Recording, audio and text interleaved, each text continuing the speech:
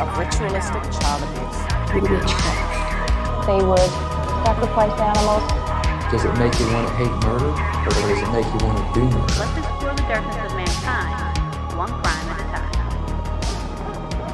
time. Welcome back to Rogue Darkness, the podcast that uncovers how the misinterpretations and misinformation surrounding witchcraft, the occult, and other beliefs have led many to do unthinkable crimes. From ritualistic killings and the demons that live in all of us, to exploration of the macabre and delving deep into the unknown. Let's explore the darkness of mankind, one crime at a time. I'm your host of the Grim and Gruesome, Raven. Let's go rogue and get right into today's chilling crime. The case of a young woman from Romania who was accused of being a Satan worshiper and blood drinker, whose death had presumed ties to the occult, involving ritualistic practices of drinking her own blood that was said to be the ultimate cause of her death.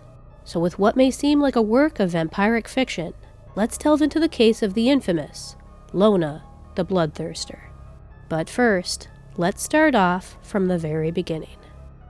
Traveling back to the year of 1909, when anything pertaining to witchcraft and the occult, or even anything outside of Christianity, was condemned with the penalty of death.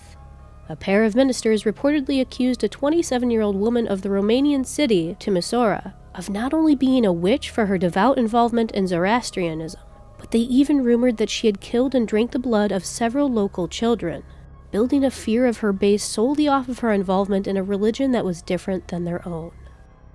Upon hearing of these presumed acts of devilry, a mob of angry locals gathered, hunted down, and savagely beat young Loana to an inch of her life. Loana was said to be taken to the local hospital to treat her for her injuries, but it's said that after being in the hospital for only 2 days, she reportedly checked herself out and returned to her home, presumably to care for herself and get some much-needed rest in the comfort of her own home. Much to many surprise, though, the very next day after she had checked herself out of the hospital, Loana was reportedly found dead, lying on her sofa, with her arms crossed over her chest.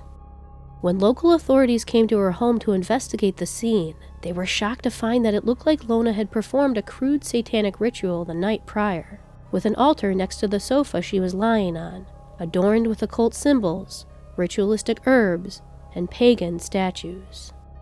Atop the altar was said to be a goblet that contained a deep, dark, red stains within it, which authorities determined to be blood.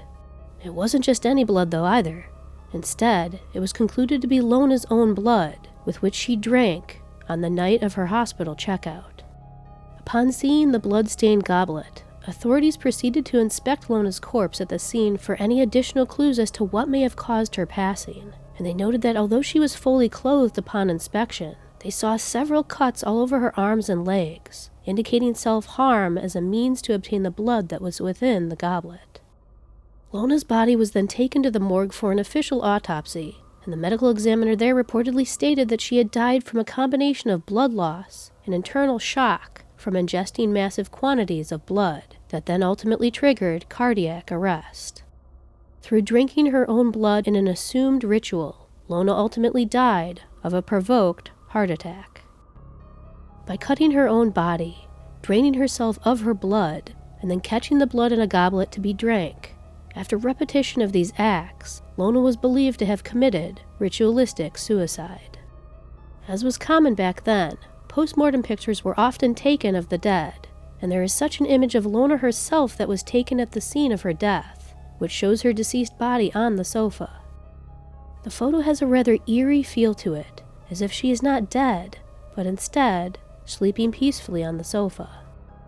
Many people claim that the photo is cursed, and that many who post the image online or through social media have said to have nightmares thereafter, or have woken up to find their body covered in bruises and scratches, much like how Loana's body was found due to the beating she endured and the self-inflicted scratches from her ritual blood draining.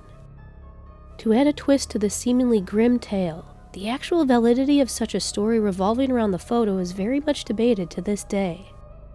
Records of such a person, named Loana Constantinescu, is incredibly hard to come by, leaving many to speculate that the tale was actually a fabrication of possible real-life events that may have occurred in the time frame.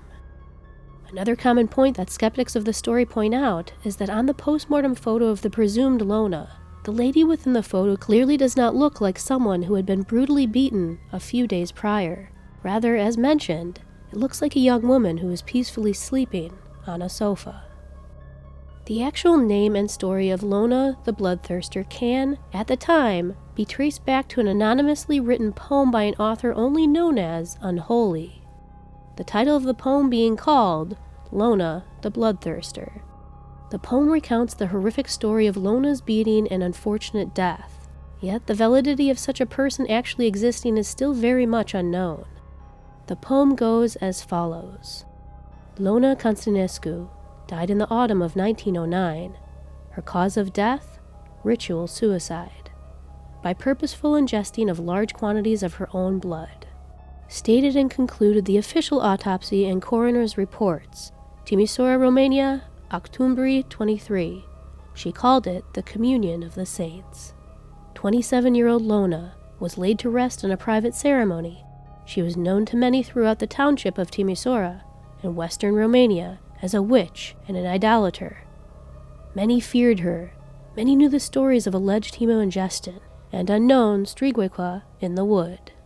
She was considered against by 2 Christian ministers and their wives to drive out the devil from their midst and cleanse the northern gods from among us. Just before dawn on October 21st, she was dragged from her home by a mob and beaten near unto death. She spent the next 2 days drinking continually from the communion glass. Both ministers and their wives were dead before the end of the year.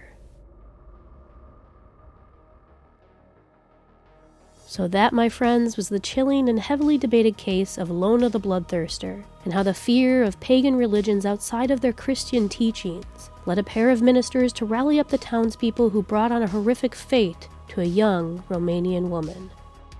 So definitely let me know your thoughts on this case. Do you think the story is real? Or do you think Loana the Bloodthirster was an exaggerated tale based off of the anonymously written poem that some took for fact and ran with it? Or is it that the eerie postmortem photograph could actually be of Loana as originally assumed? If you have any questions regarding this case or any other cases I've previously covered, feel free to contact me at roguedarknesspod@gmail.com. You can also always reach out to me on Instagram or Twitter, rogue_darkness, or on my website, roguedarkness.com. Be sure to share the podcast with anyone you think who would like it, and also be sure to leave a rating and review on Apple iTunes, Spotify, Good Pods, or wherever else you can leave a review to let other listeners know that you enjoy the show. And if you want some personalized shoutouts and other exclusives, definitely check out my Patreon page by visiting patreon.com/roguedarkness. You can also check out my bonfire shop if you want to get yourself some awesome merch.